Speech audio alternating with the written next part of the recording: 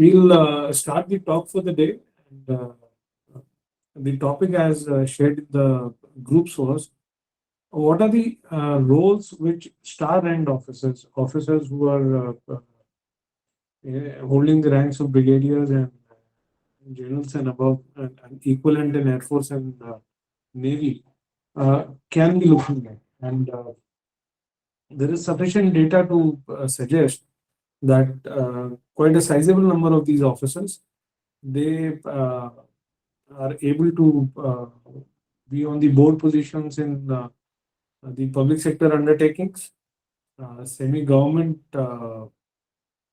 boards, and some of the corporates as well. Then, at times, the senior officers are requested to come and join as advisors to the senior management of quite a number of corporates and Fortune 500 companies. There's something known as an independent directors, which is a SEBI regulation, part of the corporate laws under the Ministry of Corporates, wherein there is a regulation to appoint an independent director for businesses that exceed an annual turnover of 100 crore in revenue and operations. So this independent director position is also something which can be successfully and relevantly targeted by the senior star ranked officers. Then a lot of these officers are also academic heads of universities and colleges. For example, there is a university in Indore, the vice chancellor is brigadier.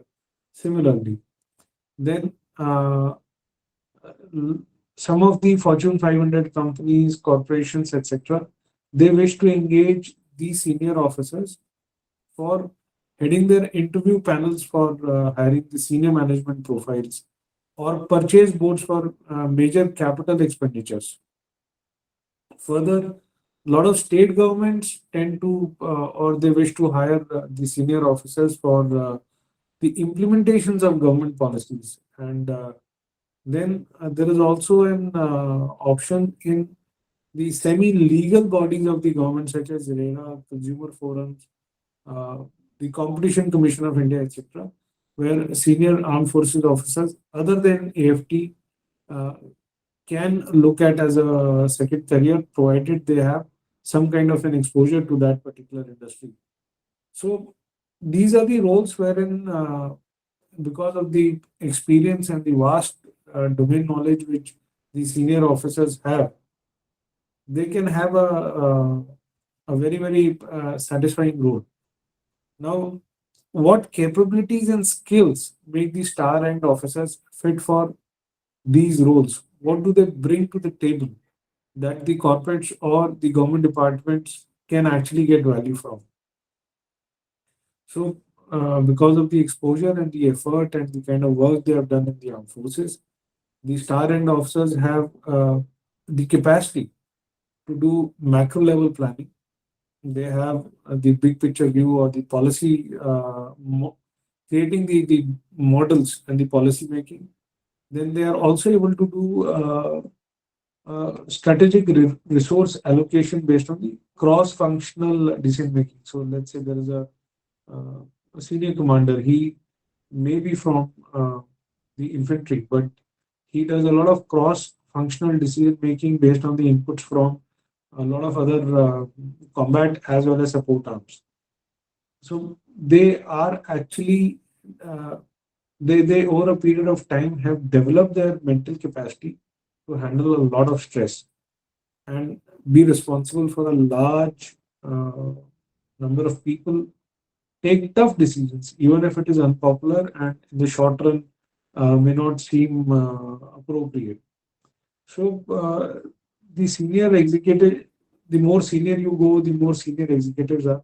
It is all about taking those difficult decisions, which is where the senior officers have a big role to play.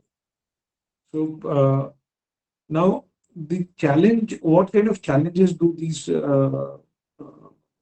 getting these roles are? Because these are not the roles which are generally advertised, or you don't find them on net or popular websites, etc.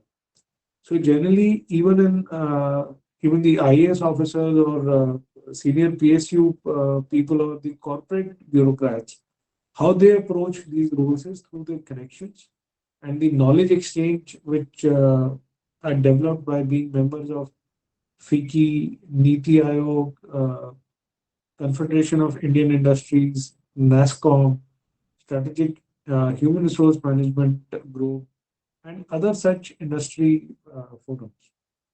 So basically, networking in high level decision making forums and industry bodies. Then there is certain education which is available for basis which these positions can be approached. One is there is an Institute of Independent Directors. This can be Googled, and there are short courses available which equip a person to include get the names included in the database for being considered for independent directors. And then some of the top business schools such as MDI, IIMS, etc. They periodically keep running courses of 10 to 15 days, at times even 1 month, for inducting senior professionals as a part of the corporate governance. So they give these are capsules, and if someone keeps a track of the courses being offered by these reputed business schools, they do run these capsules for engaging the senior officers in terms of learning about corporate governance, the laws, the ethical practices, what is expected out of them. And these courses are certified, which gives them an edge if they want to approach these kind of openings. For approaching these openings, especially for the independent directors, there is a directory which is available, and the people who are interested, they have to make their names available in the independent directors database. Uh, what are the major challenges which are there in pursuing this path by the senior officers? Now, since most of these positions are directorial, so a lot of times they are honorary or the compensation is not exactly in tune with what a line manager might be getting.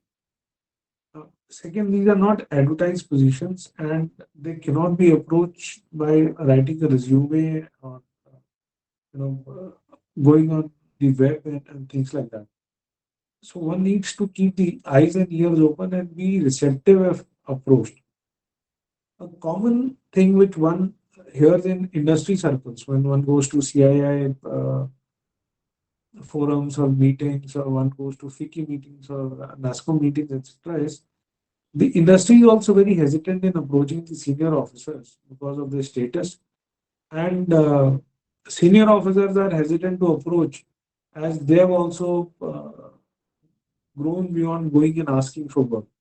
So if the senior officers can shed a bit of this inhibition and do even an oblique approach, say through some networking contacts, then there are opportunities which are available. So important for a senior officer is to be visible and approachable. Uh, be seen at the right places with the right kind of people so that the industry feels that uh, they feel comfortable with you and they're not hesitant in inviting you over for a conversation or a casual chit chat, and then one thing leads to another. So how should one go about it? What should be the step by step approach? One, uh, as I said, I mentioned these industry forums, FICCI, NESCOM, even for that matter, Niti Aayog, etc. One should start developing contacts and stay in continuous touch with those people. Then officers who desire to be in a particular domain or provide their expertise in a particular domain, they should publish about what they want to their skill set or their domain knowledge, write and create visibility about them. Social media presence is definitely helpful, nothing too over the top, but also not being absent from social media. And this at times we have realized is a challenge for the army officers and the armed forces officers because they're still not comfortable using technology. So these opportunities are limited and only in close circles, and equally limited suitable professionals are available. It is not that the industry has a lot of people available for these kind of jobs. So it is about developing the right kind of contacts and maintaining those contacts and being visible in those kind of contacts. The technical resources required are for being an independent director, one has to have a module cleared from the Institute of Independent Directors and get their name included in the database of independent directors.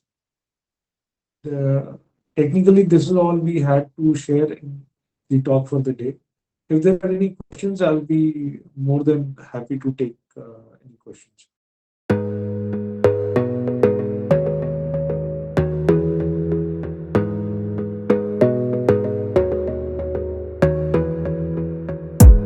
You gotta focus on yourself, on your faith, on your dreams, on your mind, on your health, yeah. You gotta work, never tell, keep your head down.